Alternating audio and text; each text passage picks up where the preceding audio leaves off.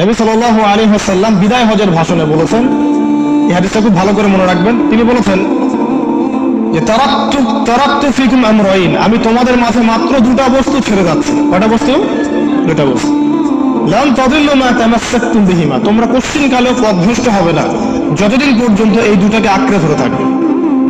ঠিক আছে, তোমরা কোশ্চিনকালেও পথভ্রষ্ট হবে না যতদিন পর্যন্ত এই দুটাকে তোমরা শক্ত করে আঁকড়ে ধরে থাকবে। অন্য হাদিসে আছে দাঁতের মাড়ি দিয়ে কামড়ে থাকবে।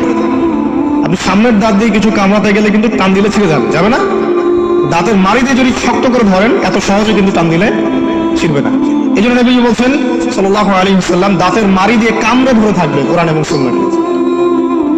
সেই দুটো বস্তু কি? নবী সাল্লাল্লাহু আলাইহি ওয়াসাল্লাম বলছেন, একটা হচ্ছে কিতাব আল্লাহ, আল্লাহ পাকের কিতাব মানে কি? আল কোরআন। ওয়া সুন্নতি নবীহি মানে নবীর সুন্নাত অর্থাৎ হাদিস। নবী সাল্লাল্লাহু আলাইহি ওয়াসাল্লাম বিদায় হজের